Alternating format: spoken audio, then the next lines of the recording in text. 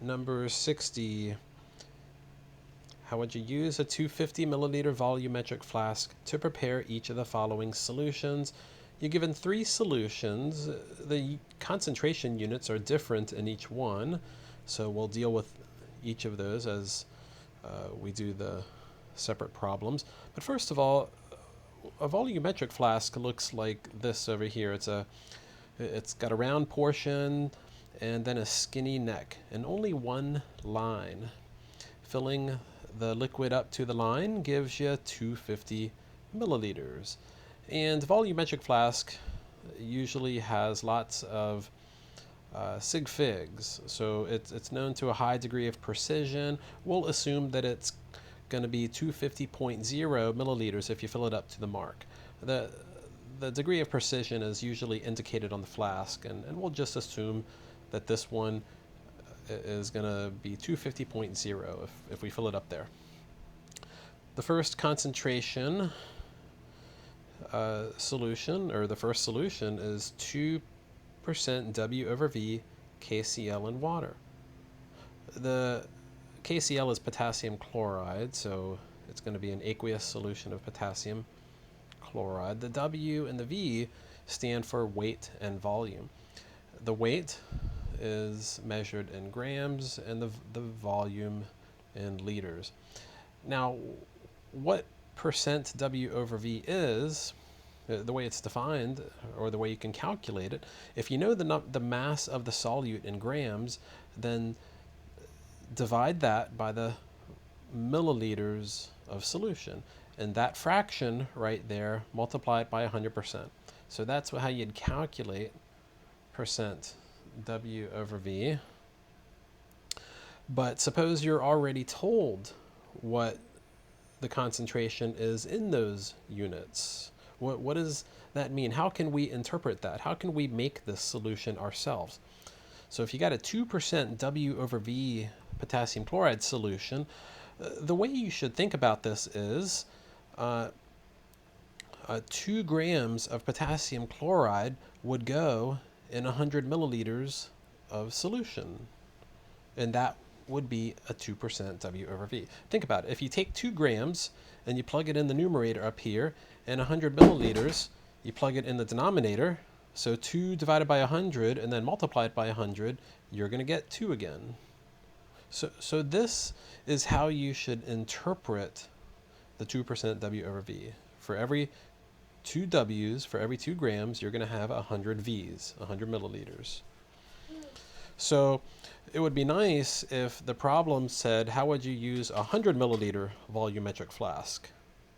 Well, in 100 milliliters, we know that there's going to be 2 grams of potassium chloride. So all we'd have to do is put the 2 grams of potassium chloride in here and then fill it up to the mark with water, and that would give us 100 milliliters. But this is a 250 milliliter volumetric flask. So what we have to do is we have to use this relation between volume and mass to figure out how many grams are going to be needed in this larger amount of volume.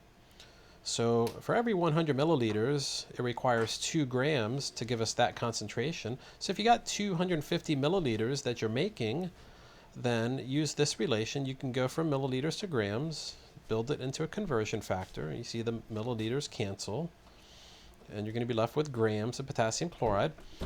And so 250 times 2 over 100, that's going to give you 5.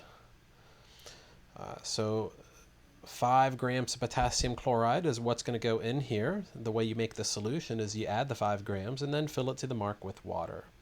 So hopefully the 5 grams makes sense, because this is 2.5 times 100 milliliters, and so it's going to be 2.5 times that mass, which is going to be 5.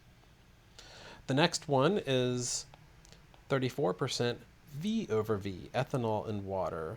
So V over V, can you guess what that is? That's going to be percent volume over volume.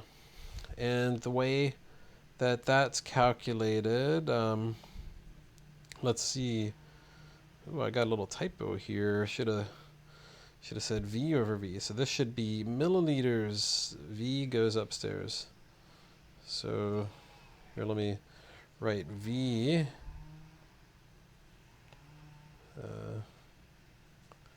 Sorry about that. So it's going to be V over V. And the way you would calculate it, if you knew what you're already putting in the solution, is you take the volume of the solute divided by the volume of solution and multiply by 100. So milliliters solute over milliliter solution times 100. But again, we're given the concentration. We're not calculating it. That's how you would calculate it. But we're given the concentration. And the way that you interpret this concentration is for every 34 parts volume of the solute, for every 34 milliliters of ethanol, there's going to be 100 milliliters of the whole solution. So in 100 milliliters of solution, you got 34 milliliters of ethanol. So you see the parallel here. Percent W over V is grams of solute over milliliters of solution, and percent V over V is milliliters of solute over milliliters of solution. Of course, don't forget to multiply by 100. So this time, 34% V over V, ethanol, means for every 34 milliliters of ethanol, you got 100 milliliters of solution. So if we need to make 250 milliliters of 34% V over V ethanol, then we can use that relation to figure out how much ethanol total is needed.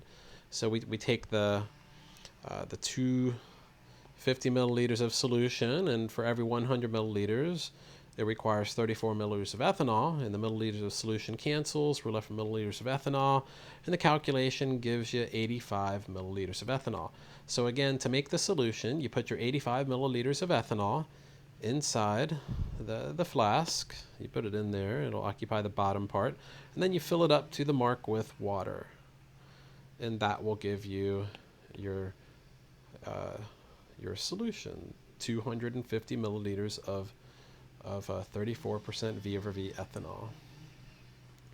The last one is 4 molarity sodium chloride. What molarity is moles of solute divided by liters of solution. So if you know how many moles of solute and you know how many liters of solution, you do this calculation, that gives you the molarity.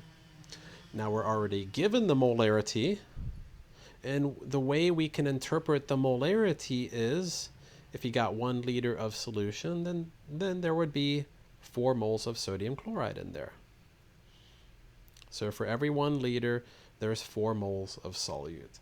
Think about it. If you put this in the numerator, moles of solute, you put the volume of liters in the denominator, 4 moles over 1 liter, that's going to give you 4. And the capital M stands for moles per liter. So here's the relation right here that's going to be needed. So how do we make this stuff? Well, we know if we were making 1 liter, we would need 4 moles.